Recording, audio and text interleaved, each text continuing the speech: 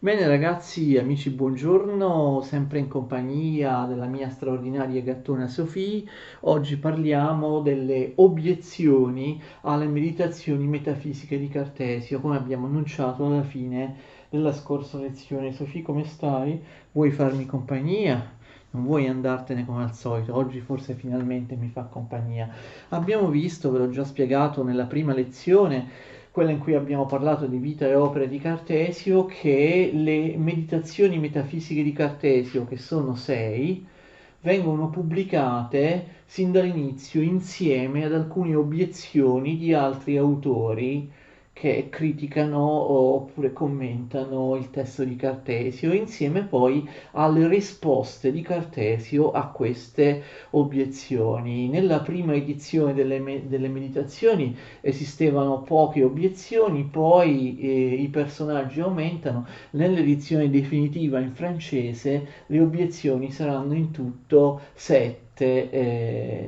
Abbiamo le prime obiezioni, sono quelle di Caterus, che è un filosofo aristotelico scolastico. Il problema è che Caterus neppure capisce ciò che Cartesio vuole dire, perché è anche un po' colpa di Cartesio, perché Cartesio non inventa una terminologia nuova, continua a utilizzare la terminologia tradizionale della scolastica, dell'aristotelismo scolastico, anche se magari alcuni termini lui inizia a proporli con un differente significato. Però questo ingenera degli equivoci, quindi Caterus non comprende bene quello che Cartesio vuole dire. Tra l'altro, addirittura anche Cartesio non comprende bene le obiezioni di Caterus, quindi abbiamo un dialogo tra sordi, diciamo, un dialogo che è mancato tra Cartesio e Caterus, filosofo scolastico. Allora, più interessanti sono le obiezioni di Mersenne. Mersenne, però, come sapete, sosteneva le idee di Cartesio, era fondamentalmente d'accordo con lui.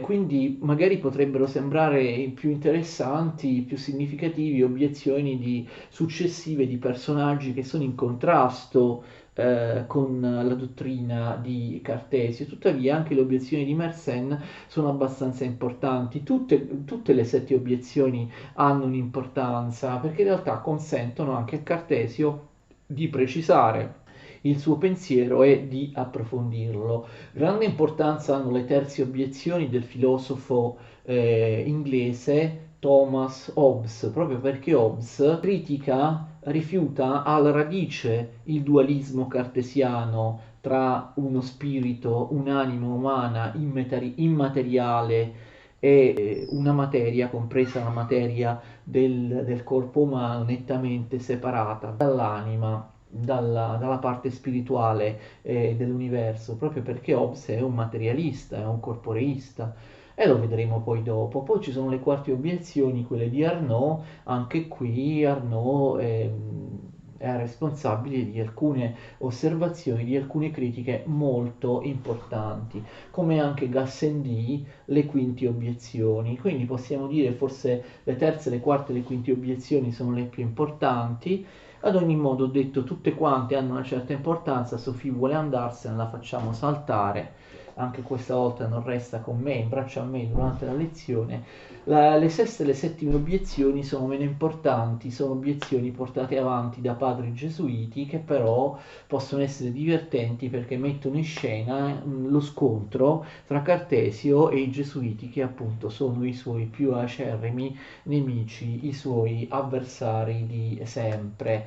Iniziamo a vedere queste obiezioni, naturalmente le più importanti e non tutte, perché poi alcune le vedremo in seguito, perché riguardano aspetti del pensiero di Cartesio che non abbiamo ancora spiegato. Vi ricordo che per il momento io ho trattato, illustrato soltanto le prime due delle 6 meditazioni metafisiche. Per quanto il cogito cartesiano e la metafisica cartesiana ben presto fossero considerate rivoluzionarie, importantissime, portatrici di una riscrittura, di un riorientamento complessivo della metafisica rispetto alla metafisica tradizionale, aristotelica, scolastica.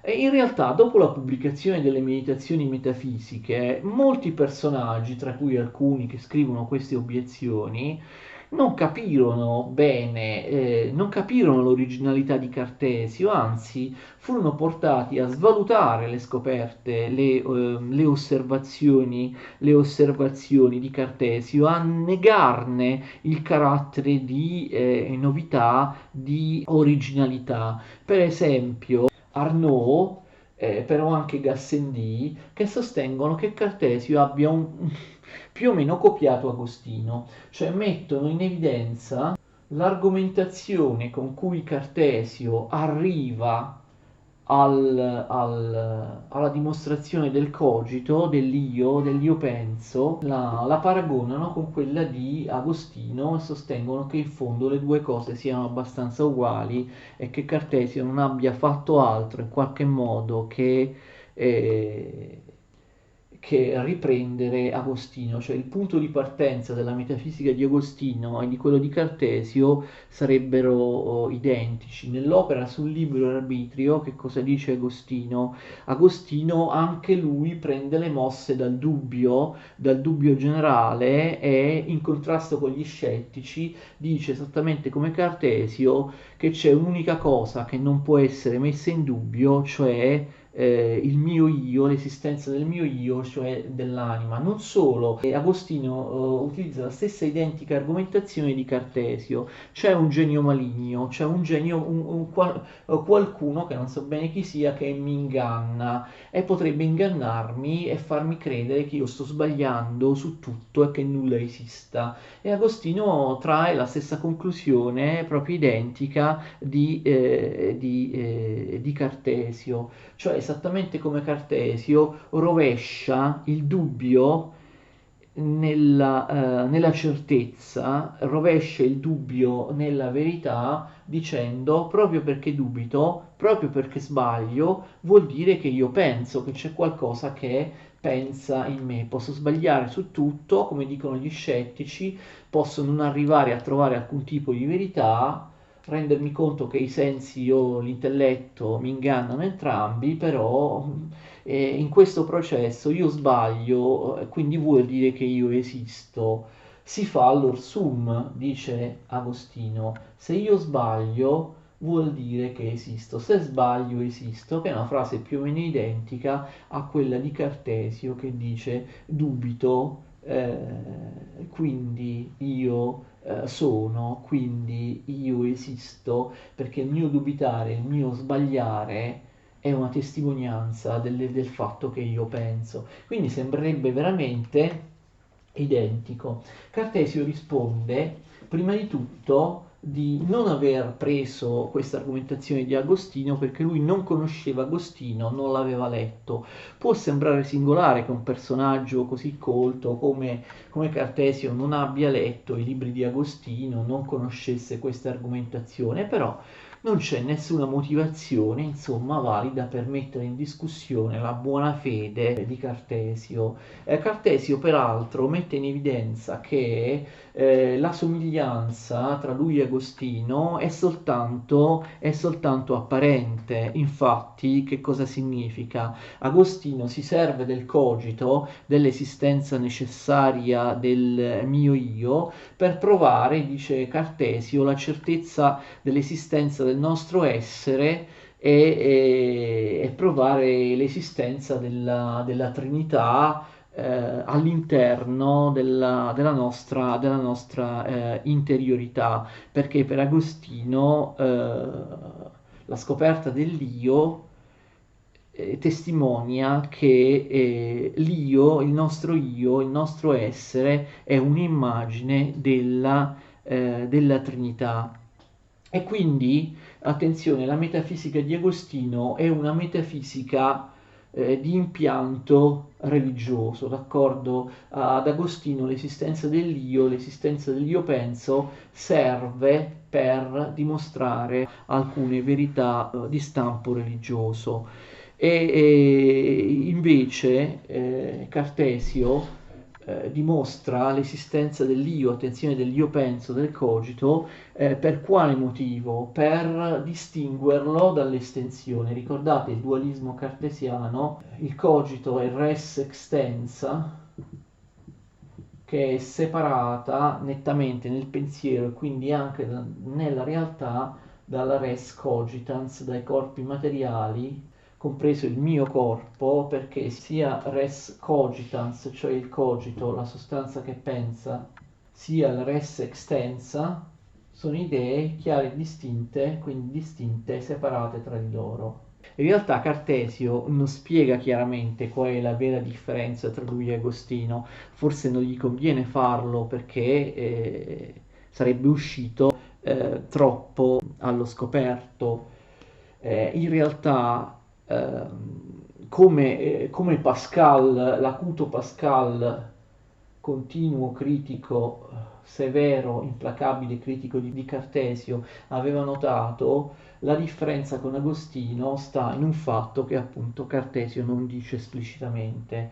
La metafisica di Cartesio è anche la distinzione dell'anima da parte di Cartesio dal corpo, è funzionale alla giustificazione del meccanicismo, cioè la metafisica di Cartesio, attenzione, è una metafisica finalizzata alla fisica. La distinzione delle sostanze gli serve per dire guardate, tranne l'uomo che è un'eccezione, tranne l'anima dell'uomo che è un'eccezione, tutte le cose materiali, compreso il corpo dell'uomo, funzionano in maniera meccanicistica, ok? Quindi di fatto che cosa succede? Di fatto la realtà è non tanto nel contenuto di Agostino e di Cartesio, perché il contenuto che noi troviamo in Agostino e in Cartesio a proposito dell'io penso, il contenuto è uguale, ciò che cambia è ciò che i due vogliono ottenere, cioè non il contenuto del cogito, ma la funzione e la finalità del cogito. Pur essendo uguali nel contenuto, diciamo i procedimenti di Cartesio e di Agostino sono diversi perché vi è una diversità di funzioni da parte dei due cogito. Ripeto, in Agostino il cogito serve a costruire una metafisica orientata verso la teologia, mentre in Cartesio la metafisica è piuttosto costruita in funzione del meccanicismo e il cogito gli serve per giustificare il meccanicismo universale facendo un'unica eccezione per l'anima dell'uomo. Cartesio, questa è la vera differenza, diciamo, tra il cogito di Agostino e il cogito di Cartesio. Cartesio questa differenza non la esprime, forse perché non gli conveniva, ecco, non gli conveniva farlo perché avrebbe magari messo allo scoperto quali erano le sue più profonde finalità, che non erano certo teologiche, ma erano appunto fisiche e scientifiche. Però Pascal se ne accorge e lo fa acutamente notare. Attenzione, su questo punto Cartesio dice che il fatto che Agostino lo abbia preceduto non è un problema, anzi, non è altro che un rafforzamento della sua tesi, perché, attenzione, Cartesio presenta il cogito non come una scoperta sensazionale dovuta a un qualche ragionamento strano, una scoperta di qualcosa che è nascosto, che è difficile da trovare. Secondo Cartesio, la ragione umana funziona in maniera uguale in tutti gli uomini. Cartesio ha fiducia nella ragione umana, questo è anche uno dei motivi per cui il dubbio cartesiano, appunto, vi ho detto, non può essere considerato un dubbio scettico, ma grosso modo un dubbio metodico, perché a differenza degli scettici che non hanno fiducia sulle possibilità della ragione umana di arrivare alla verità, Cartesio ha fiducia nel discorso sul metodo e dice che il buon senso, cioè la ragione, il buon senso è una facoltà universalmente diffusa in tutti gli uomini e quindi attenzione, vuol dire che il buon senso, la ragione, riguarda tutti i sapienti, è oggettiva, universale perché è identica in tutti gli uomini. Quindi che cosa possiamo trarre da questo? La conclusione che ovviamente lo stesso Cartesio mette in evidenza. Se io sono arrivato a dimostrare il cogito in base a questo ragionamento, non è per via di qualche stranezza, io ci sono arrivato perché non ho fatto altro che mettere in atto il buonsenso, la ragione che appartiene a tutti gli esseri umani. E quindi è normale che qualcuno prima di me possa essere arrivato alla stessa conclusione, d'accordo? Perché si tratta di una conclusione semplice, è una cosa talmente evidente, talmente conforme a ragione, che dice Cartesio poteva capitare sotto la penna di chiunque, ok? Quindi per Cartesio il fatto che Agostino o altri lo possano aver preceduto in questo ragionamento non toglie forza alla sua argomentazione, anzi, capite, rafforza la sua argomentazione. Che vuol dire la mia argomentazione è stata scovata da altri sapienti prima, a maggior ragione vuol dire che è vera, perché il buonsenso, la ragione esiste ed è posseduta in maniera identica, in maniera uguale da tutti gli uomini. Comunque, in conclusione, possiamo dire che se è vero che Cartesio non abbiamo appunto nessun diritto di mettere in dubbio la sua parola, se è vero che Cartesio non conosceva Agostino, non aveva letto l'argomentazione di Agostino, è anche vero che tutta la metafisica cartesiana è molto debitrice nei confronti della filosofia di Agostino. L'agostinismo influenza molto Cartesio, quindi Cartesio chiaramente, pur non avendo letto Agostino, aveva frequentato ambienti, personaggi agostiniani, e quindi in qualche modo le caratteristiche della metafisica agostiniana l'hanno potuto senz'altro influenzare, anche in mancanza da parte sua di una lettura diretta dei testi di Agostino di Ippona. Infatti, come nella metafisica agostiniana, anche la metafisica cartesiana è imperniata sull'interiorità, e le prime cose che si trovano nell'interiorità sono l'io e Dio, e dall'io si arriva a Dio. Cioè si tratta di cose, di questo processo è estremamente simile sia in Agostino sia in Cartesio. Cartesio mette in evidenza appunto che prima, lo vedremo meglio in altre lezioni, che prima si scoprono le cose particolari come l'io, e poi a partire dall'io si scoprono le cose più importanti, più generali, cioè Dio. Questo passaggio dal particolare al generale è il metodo seguito da Cartesio, che lui, attenzione, chiama metodo analitico, cioè partire dal particolare e poi arrivare al generale, partire dall'io e poi attraverso l'io scoprire ciò che è più importante, Dio, ma scoprirlo in base a un ordine della scoperta che ti porta prima a valorizzare la tua interiorità e poi attraverso la tua interiorità ad arrivare a Dio. È più o meno la stessa cosa che fa Agostino. Attenzione, questa faccenda del metodo che Cartesio dice: il mio metodo è analitico, va dal particolare al generale, e non è quello che lui chiama il contrario, metodo sintetico, che va dal generale al particolare, come nel sillogismo aristotelico che lui aborre. Questa cosa qui ci serve anche per capire una successiva obiezione.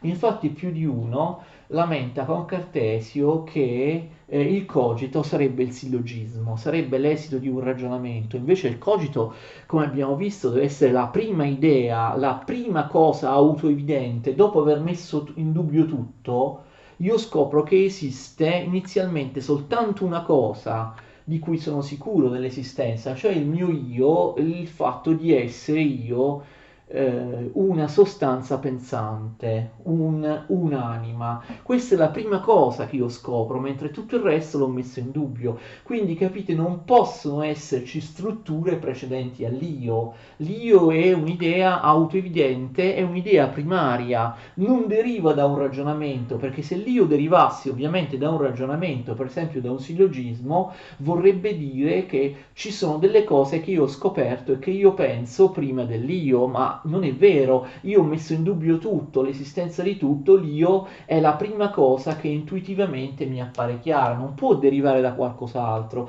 quindi l'io non può essere la conseguenza, la conclusione di un sillogismo, non può essere l'esito di un ragionamento, eppure così sembra anche per via, come vi ho detto, di quell'ambiguo, di quell'ingannatore ergo. Cogito ergo sum, penso quindi sono, fa insomma immaginare, fa pensare che il cogito cartesiano sia la conseguenza di un sillogismo, sia l'esito di un ragionamento, di una dimostrazione, ma così non è, abbiamo visto perché per Cartesio così non può essere. Quindi a maggior ragione la formulazione dell'opera Discorso sul metodo cogito ergo sum è discutibile, perché qui non c'è nessun ragionamento, non c'è nessun dunque.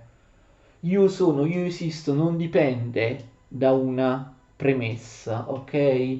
È meglio quindi la formulazione delle meditazioni metafisiche, ve l'ho detto l'altra volta, io penso, io sono, io esisto, sono tutti pensieri che avvengono contemporaneamente. Io dubito, quindi vuol dire che io penso, quindi vuol dire che io esisto come sostanza pensante. Cioè sono tutti pensieri che avvengono contemporaneamente, non c'è qualcosa che viene prima della conclusione che io sono una sostanza pensante, eppure il cogito sembra un sillogismo mascherato, perché cogito ergo sum, io penso, dunque io esisto.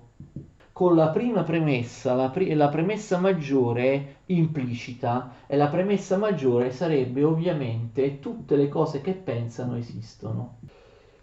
Se noi esplicitiamo questa premessa, la premessa maggiore di questo sillogismo nascosta o comunque implicita, questo si trasforma in un sillogismo. Tutte le cose che pensano esistono, io penso, dunque io esisto. Ovviamente a questa obiezione Cartesio risponde con veemenza: il cogito non è assolutamente un sillogismo, non è l'esito di un ragionamento, per il motivo che abbiamo detto prima. Io penso, io esisto, è un'intuizione autoevidente nella mente, è una intuizione primaria, d'accordo? Non è mediata da principi che vengono prima. Il cogito è una constatazione fondamentale, primordiale, che si affaccia, che brilla nella mia mente. Non è un ragionamento, ma è un'intuizione della mente che precede qualunque altra struttura. Non deriva da nozioni generali, cioè dalla conoscenza che ci sono delle cose, che ci sono delle cose che pensano, che ci sono delle cose che esistono. Vorrebbe dire che l'io penso, l'io esisto, deriva appunto da nozioni più generali, cioè esistono cose che pensano, esistono cose che esistono, e quindi tra queste ci sono io che penso e ci sono io che esisto. Non è possibile, perché appunto il cogito è un'evidenza primaria e io sono certo soltanto dell'esistenza del cogito, non di altre cose. Sono certo soltanto del fatto che io penso, non che altre cose pensino, d'accordo? E quindi Cartesio ribadisce appunto che lui parte, come abbiamo visto prima, con il metodo che lui chiama analitico, che lui parte dal particolare, d'accordo, dall'unica struttura. Il particolare, l'io penso, è un particolare non è un qualcosa che deriva dall'ammissione dell'esistenza prima del cogito di nozioni generali. Il cogito è un particolare, un'intuizione primaria, evidente nella mente, un'illuminazione della mente, ed è da questo particolare, dal cogito, che verranno fuori le cose generali. Invece, come abbiamo visto, se il cogito fosse l'esito di un sillogismo, sarebbe la conclusione di premesse più generali di esso. E questo no, è proprio il contrario, perché il metodo analitico, dice Cartesio, fa proprio il contrario. È vero che comunque Cartesio nelle meditazioni, e questo è un altro motivo per cui le meditazioni sono importanti, sono interessanti, dà anche a volte dei saggi nel metodo opposto, nel metodo sintetico, andando dal generale al particolare. Quindi questo è interessante. Cartesio dice: il mio è un metodo analitico, però siccome ve lo chiedete, posso dire le stesse cose che ho detto da un altro punto di vista, cioè utilizzando il metodo opposto, il metodo sintetico. Lui fa questo anche, per esempio, per la dimostrazione dell'esistenza di Dio e così via. Comunque, ecco, il cogito non è un sillogismo, questa è un'altra obiezione a cui risponde Cartesio. Ma l'obiezione più importante, almeno tra quelle che prendiamo in considerazione adesso, perché altre le prenderemo in considerazione più in là, perché fanno riferimento a pensieri di Cartesio che io non sono ancora arrivato a spiegare, è senz'altro l'obiezione di Hobbes, detta l'obiezione della passeggiata.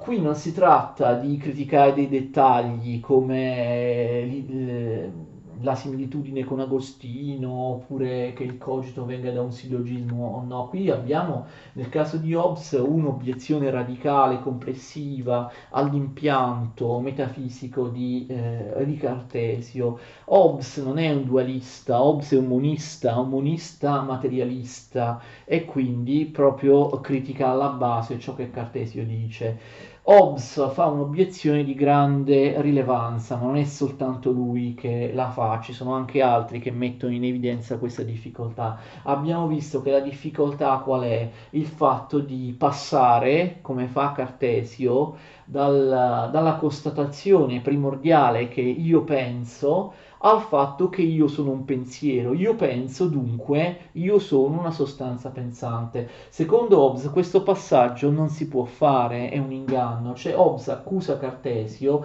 di confondere l'atto del pensare con una sostanza del pensare. Cioè il fatto che io pensi non vuol dire che io sia una sostanza pensante, d'accordo? Quindi, secondo Hobbes, Cartesio in maniera indebita, in maniera inaccettabile, trasforma una funzione, un atto, una funzione del corpo in una sostanza separata dal corpo.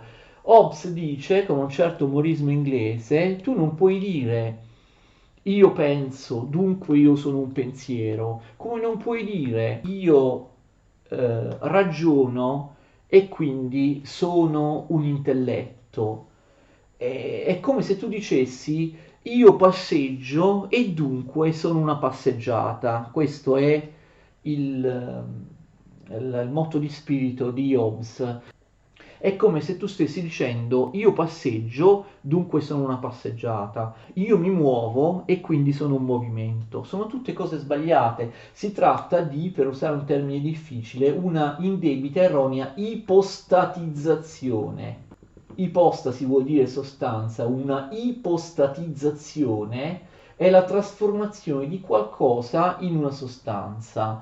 L'atto del pensare è una funzione del mio corpo, dice Hobbes, non è una struttura a sé che pensa separata dal mio corpo. Hobbes, che è un materialista, sostiene che il fatto che io pensi non dimostra affatto che io sia una sostanza pensante. Il fatto che io pensi dimostra semplicemente che io sono una sostanza corporea che pensa, cioè il pensiero non è la mia anima separata dal corpo, il pensiero non è una sostanza, il pensiero è soltanto una funzione del corpo, d'accordo? Quindi bisognerebbe dire non io penso, dunque sono una sostanza pensante, secondo Hobbes, bisognerebbe dire io penso, quindi sono un corpo che pensa, che ha tra le altre cose l'attività del pensare. Lo ripeto, Hobbes lamenta che Cartesio ha trasformato l'attività di una materia, perché per Hobbes l'individuo umano è soltanto materia, in una sostanza separata dalla materia. Ha trasformato una funzione della materia, la materia tra le altre cose ha la funzione di pensare, ha la caratteristica di pensare, l'ha trasformata in una sostanza separata dalla materia e quindi è sbagliato. Da un punto di vista di Hobbes, il pensiero non è altro appunto che una funzione del corpo. Il pensiero non è altro che un prodotto del corpo. Il pensiero, secondo Hobbes, non è altro che un epifenomeno di un organo materiale quale il cervello, ma non è una cosa separata dal cervello, separata dal corpo.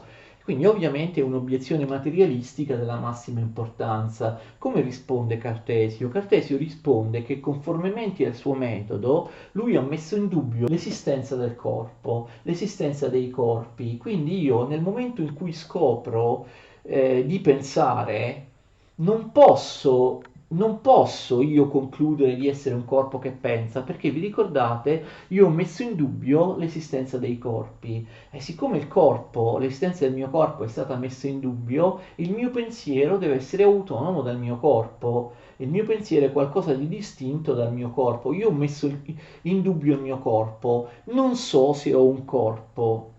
Poi Cartesio dimostrerà che io ho un corpo perché revocherà dal dubbio gli oggetti materiali, però lui dice, anche ammettendo che io abbia un corpo, io ho dimostrato, attenzione, che io penserei anche se non avessi il corpo, perché io posso mettere in dubbio il mio corpo e comunque essere sicuro del mio pensiero. E quindi il pensiero non è una funzione del corpo, come dice Hobbes, perché l'ho messo in dubbio.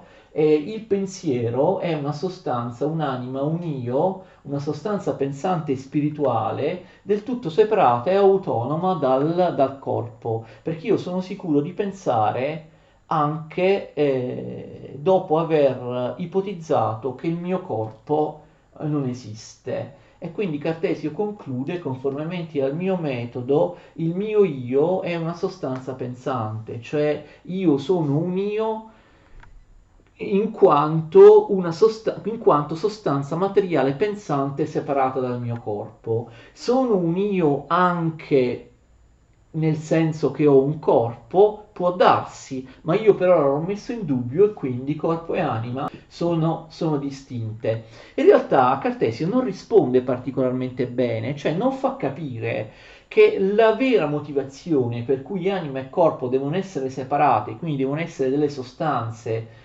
esistenti nella realtà in maniera realmente separata, eterogenea, è un'altra. Stranamente Cartesio non lo dice, è quello che Cartesio dice nella sesta meditazione, che io vi ho già anticipato nella scorsa lezione parlando della distinzione reale tra anima e corpo, nella fondazione da parte di Cartesio del suo dualismo metafisico. Anima e corpo, come dirà nella sesta meditazione, sono due idee chiare e distinte, quindi lui recupererà, come vedremo, con difficoltà lo vedremo, l'esistenza dei corpi che aveva messo in dubbio. Però pur ammettendo l'esistenza dei corpi, i corpi, ve l'ho detto la scorsa volta, sono solo estensione e risultano nella mia mente i corpi idee completamente separate, cioè chiare e distinte, cioè separate rispetto all'idea di anima. La res extensa è un'idea chiara e distinta e separata nella mente dalla res cogitans.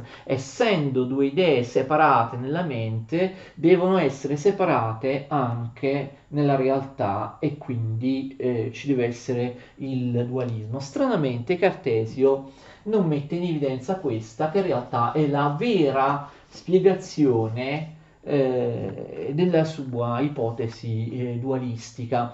In generale Cartesio spesso risponde un po' male alle obiezioni. Sembrerebbe forse un po' timido, o sembrerebbe forse non volersi scoprire completamente. Comunque, insomma, questa risposta a Hobbes è discutibile perché la vera risposta è un'altra.